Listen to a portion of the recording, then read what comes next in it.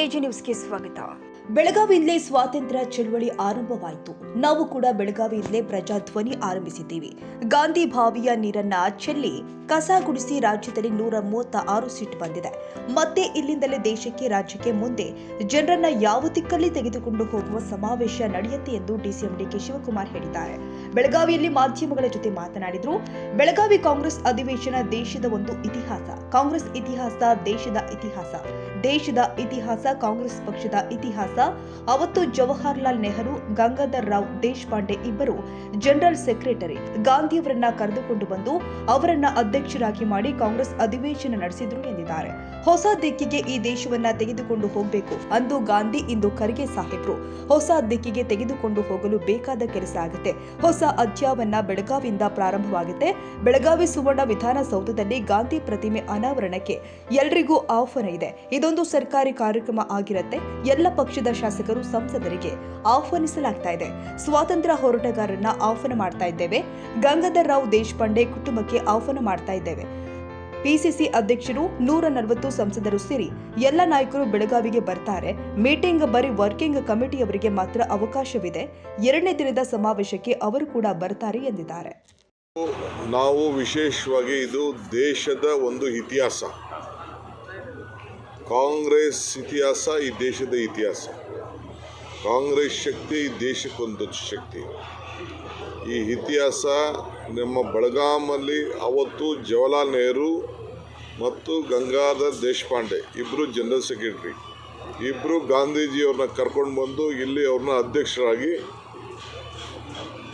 ಇಲ್ಲಿ ಈ ಭೂಮಿಲಿ ಅಧ್ಯಕ್ಷರಾದರು.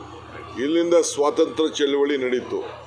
ಅದೇ ರೀತಿ ನಾವು ಇವರು ನಮ್ಮ ಸುರ್ಜಿವಾಲ, ಸಿದ್ದರಾಮಯ್ಯ ನಾವೆಲ್ಲ ಸೇರಿ ಇಲ್ಲಿಂದನೇ ನಾವು ಪ್ರಜಾಧ್ವನಿ ಆ ನೀರನ್ನು, ಗಾಂಧಿ ಬಾವಿ ನೀರನ್ನು ತೆಗೆದು ಚೆಲ್ಲಿ ಕಸ ಗುಡಿಸಿ ಈ ರಾಜ್ಯದಲ್ಲಿ 136 ಸೀಟು ಬಂದಿದೆ.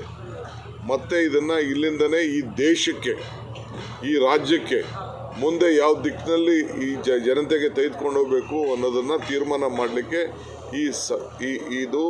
ಈ ಒಂದು ಸಮಾವೇಶ ಇಲ್ಲಿ ನಡೀತದೆ, ಮೀಟಿಂಗ್ ನಡೀತದೆ.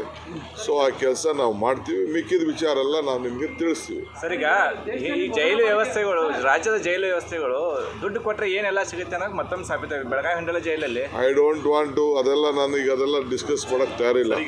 ಅಲ್ಲ ಸರ್, ಅಂದ್ರೆ ದುಡ್ಡು ಕೊಟ್ಟು ಅದೆಲ್ಲ ಆಮೇಲೆ ಬೇಲಿ ಹಾಕೋರು ಯಾರಂತ ಸರ್? ಸರ್ಕಾರ, ನೀವು DCM ಆಗಿ ನೀವೇ ಹಿಂಗೆ ಅದೆಲ್ಲ ಒಂದು ಕೆಲಸ ಮಾಡೋದು. ಹೋಮ್ ಮಿನಿಸ್ಟರ್ ಹತ್ರ ಮಾತಾಡಿ, ಹೋಮ್ ಮಿನಿಸ್ಟ್ರಿಗೆ ಬರ್ತಾರೆ.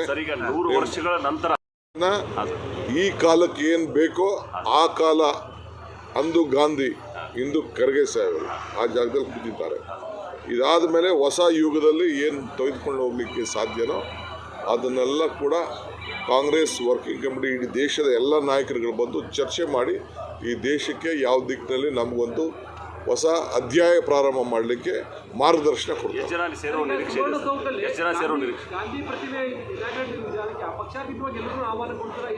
All party opposition leader, parliament member Jagadish Shettar, Priyanka Jarkiholi, speaker, council chairman, ಎಲ್ಲರಿಗೂ ನಾರಾಯಣ ಸ್ವಾಮಿ, ಎಲ್ಲ MLAಗಳು, all party MLAs, all party MLCs, all party MP, everyone will be invited. That is purely a government program. Public will not be invited. ಕೆಲವು ಗಾಂಧಿ ಸ್ವಾತಂತ್ರ್ಯ ಹೋರಾಟಗಾರರನ್ನ, ಬೆಳಗಾಮಲ್ಲಿರುವಂಥ ಸ್ವಾತಂತ್ರ್ಯ ಹೋರಾಟಗಾರರು ಅವ್ರನ್ನ invite ಮಾಡ್ತಾ ಇದ್ದೀವಿ.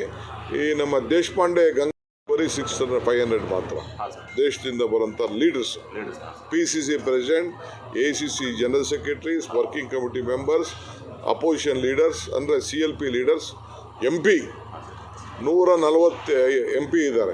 140 MPs ಇಲ್ಲಿ ಬರ್ತಾ ಇದ್ದಾರೆ. ಅವರೆಲ್ಲ ಇಲ್ಲಿಗೆ ಬರ್ತಾ ಇದ್ದಾರೆ. ಮೀಟಿಂಗ್ ಅವರಿಲ್ಲ.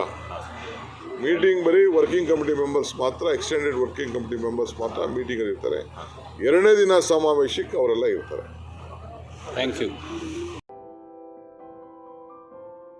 ಕನ್ನಡಿಗರ ಮೆಚ್ಚಿನ ನಿಮ್ಮ AJ 24/7 ನ್ಯೂಸ್ ಕನ್ನಡ ವಾಹಿನಿ ಇದೀಗ ಟಿವಿಯಲ್ಲಿ ಲಭ್ಯ. ವೇಳೆ ನೋಟಿಸ್ ಕೊಟ್ಟಿದ್ರೆ ವಾಪಸ್ ತಗೋತೀವಿ. ಇವತ್ತು ವಕ್ಫ್ ಪ್ರಾಪರ್ಟಿ ಅಂತೇಳಿ ಬರ್ತದೆ ಅಂತ ಹೇಳಿದ್ರೆ ರೈತರು ಬೀದಿಗೆ ಬಂದು ಏನು ಮಾಡಬೇಕಾಗತ್ತೆ? ಯಾರು ವೋಟ್ ಹಾಕಲಿಲ್ಲ ಅಂದರೆ ಗ್ಯಾರಂಟಿನೆಲ್ಲ ಸ್ಟಾಪ್ ಮಾಡಿಬಿಡ್ತೀವಿ. 19 ಹೆಸರೇ ಕರ್ನಾಟಕ ಮತ್ತು ದೇಶ ವಿದೇಶ 360 ಡಿಗ್ರಿ ಸುದ್ದಿ ಹಾಗೂ ಉತ್ತರ ಕರ್ನಾಟಕ ಬೆಳಗಾವಿ, ಬಾಗಲಕೋಟೆ, ಧಾರವಾಡ, ಹಾವೇರಿ, ಗದಗ, ಬಿಜಾಪುರ ಜಿಲ್ಲೆಯ ಕ್ಷಣ ಕ್ಷಣದ ವಿವರವನ್ನ ಪಡೆಯುವುದಕ್ಕೆ AJ 24/7 ನ್ಯೂಸ್ ಕನ್ನಡ ವಾಹಿನಿಯನ್ನ ಲೈಕ್ ಮಾಡಿ, ವಿಡಿಯೋಗಳನ್ನ ಶೇರ್ ಮಾಡಿ, ಕಮೆಂಟ್ ಮಾಡುವ ಮೂಲಕ ನಮ್ಮ ವಾಹಿನಿಗೆ ಸಹಕಾರ ನೀಡಿ ಮತ್ತು ಚಾನೆಲ್ ಅನ್ನ ಸಬ್ಸ್ಕ್ರೈಬ್ ಮಾಡಿ. ಧನ್ಯವಾದಗಳು.